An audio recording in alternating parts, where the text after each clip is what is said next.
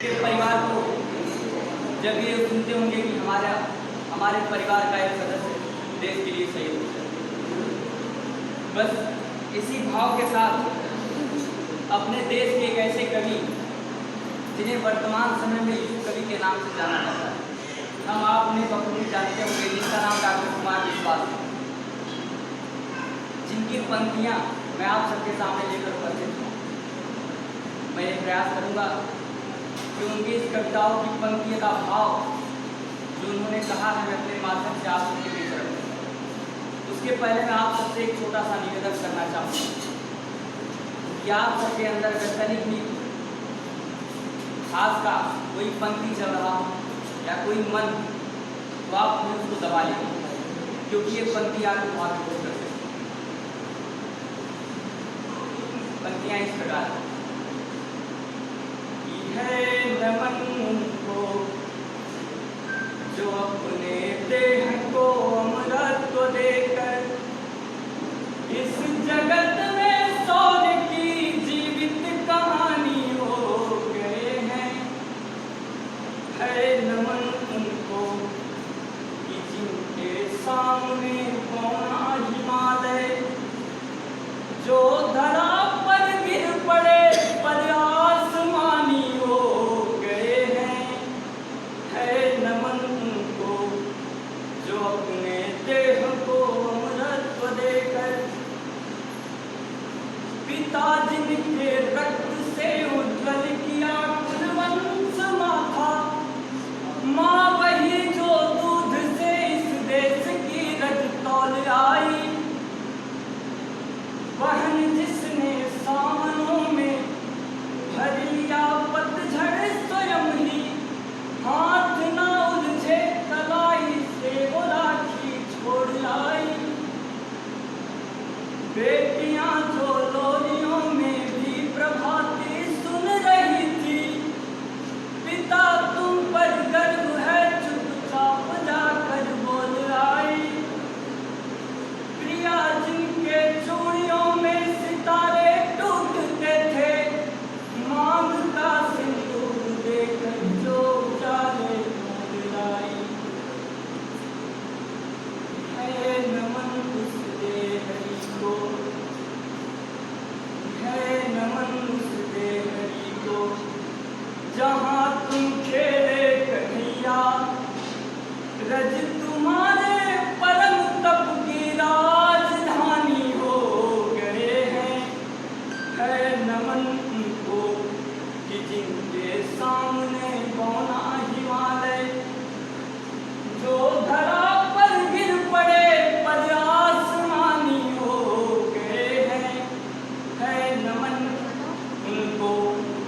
हमारे इतिहास में क्या हुआ, करीब पंक्तियों में हमने लौटाए सिकंदर सर झुकाए मात खाए, हमसे भिड़ते हैं वे जिनका मन धरा से भर गया है। ये हमारे सैनिक की पहचान है कि जब वो जाते हैं, बॉर्डर पर जाते हैं, तो अपने परिवार को भूल जाते हैं, सिर्फ उनको अपना राष्ट्र नजर आता है। इसी भाव से कहते हैं हमने लौटाए सिकंदर सर झुकाए मात खाए, हमसे भिड़ते हैं वे जिनका मन धरा से भर गया है। नरक में तुम पूछना अपने बुजुर्गों से कभी भी, उनके माथे पर हमारी ठोकरों का ही बयां है। सिंह के दांतों से गिनती सीखने वालों के आगे शीश देने की कला में क्या अजब है, क्या नया है। जूझना यमराज से आदत पुरानी है हमारी, उत्तरों की खोज में फिर एक नचिकेता गया है। है नमन उनको जिनके अग्नि से हारा प्रभुजन, है नमन उनको कि जिनके अग्नि से हारा दिवाकर, काल कौतुक जिनके आगे पानी पानी हो गए हैं।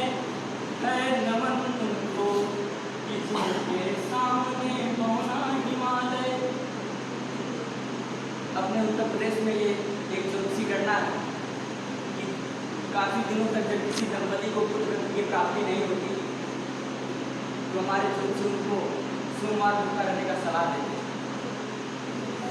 तो जब एक सही पिता अपने पुत्र को मुखाग्नि देने जा रहा था उसी समय अपने बहनों के कंधे पर हाथ रख के कहता है कि इसके लिए मैंने 1 साल उपवास।